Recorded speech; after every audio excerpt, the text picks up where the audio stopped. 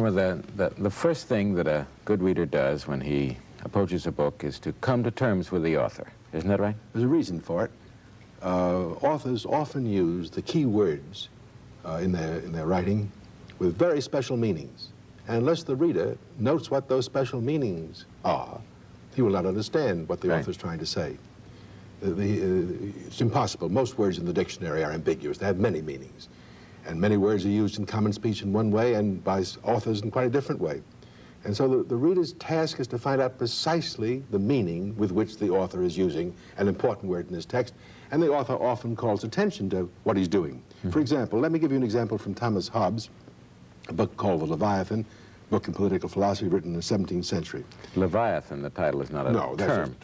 That was Hobbes' way of referring to the state as a great mammoth. Right. And the words in this case are very familiar words, words that you and I and everybody else use every day: war and peace.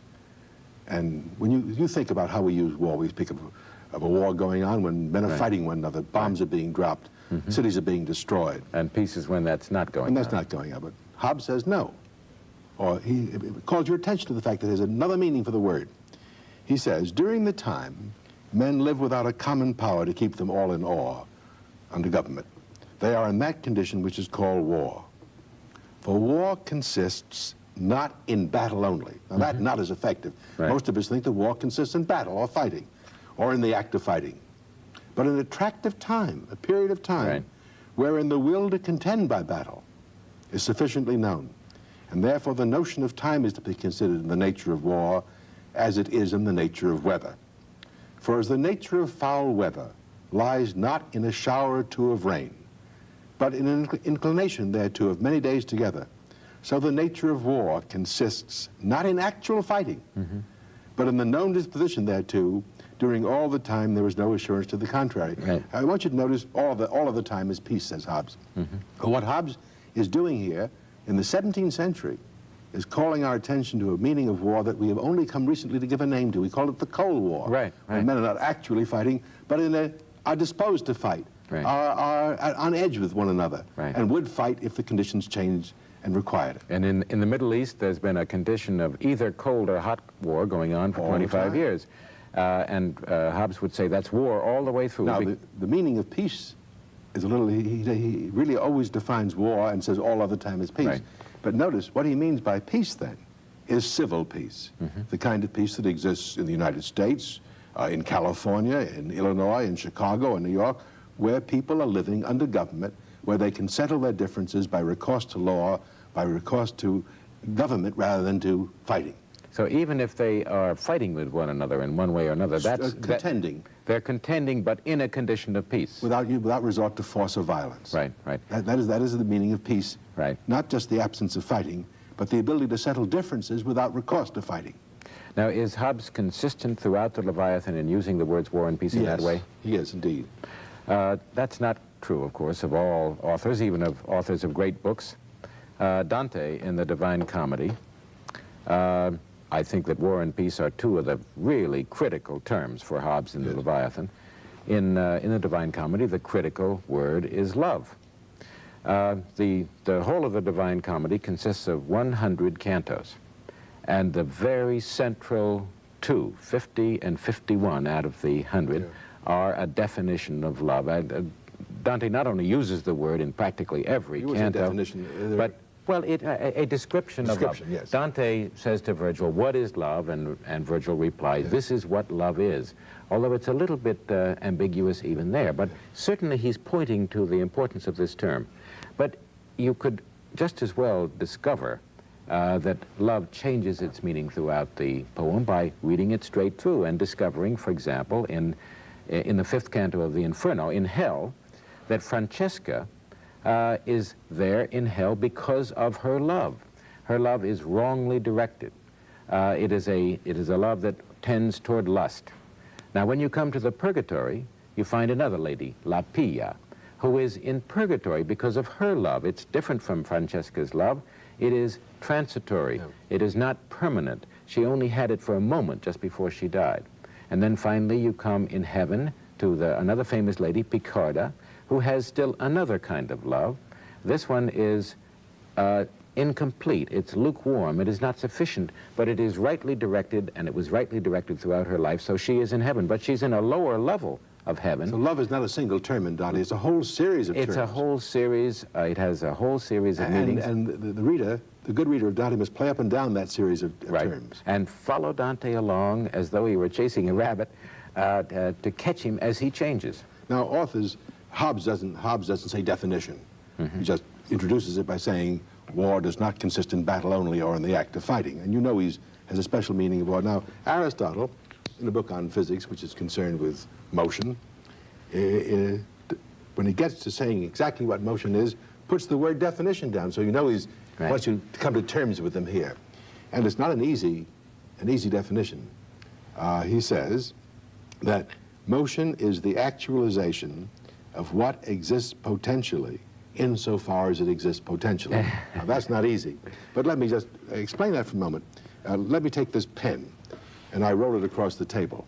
It started out being here at rest. I push it, now it's at rest again. But while it was in motion, it was an actualization of its being in the next place, while it still has potentiality for going on to the next place until it stops, and then it's completely actually there and no longer in motion. Right. Now, in addition to his defining motion in that very special way, the actualization of potency while it's still in potency. Those are tough words. They are indeed. He also calls our attention to the fact that he's using motion in a way that we don't use in ordinary speech. He says motion includes, I mean the word motion to cover alteration, the changing of an apple or a leaf from green to red as the autumn comes on, or increase and decrease, the blowing up of a balloon, getting larger in size, or coming to be and passing away, a child being born or an animal dying. And only one of the meanings is local motion, or this kind of motion which is what we ordinarily think of motion as being. Right. Well, we ordinarily use the word change for those four kinds of things and use motion for one of them, but he says I'm going to use the word motion for all four. And unless you do that, you aren't paying attention to what Aristotle means, and you haven't come to terms with him, and you won't understand this text. Actually, you don't have to agree with his meaning. It doesn't matter whether you think he's right in the word, in the meaning that he gives to the word, but if you agreeing or not, you have to follow him the way he goes. Well, unless you know what his meaning is, you can't tell whether he's right or wrong. That's right. You're not reading the book. And the book, Physics, the physics of Aristotle, is about nature. Physics means nature, doesn't it? And nature is the realm in which things change. The play King Lear of Shakespeare is also about nature. It's often been pointed out by good readers of that play that that's a word that's used about 60 or 70 or 100 times in the course of the play. Its meaning, too, changes. But, of course, Shakespeare is not so explicit in saying to you as Aristotle is, watch for the changes, see what I'm doing. But you know, Charles... Well, wait a minute. For example, Lear often talks about nature, his natural children, his unnatural children, their unnatural actions toward him, their persecution of him, and so forth. And there he's referring to human nature. But in the third act, at the beginning of the third act, Lear is subjected to the persecution of the heavens when the terrible storm on the heath comes, and that's external nature. Now, the word is not used.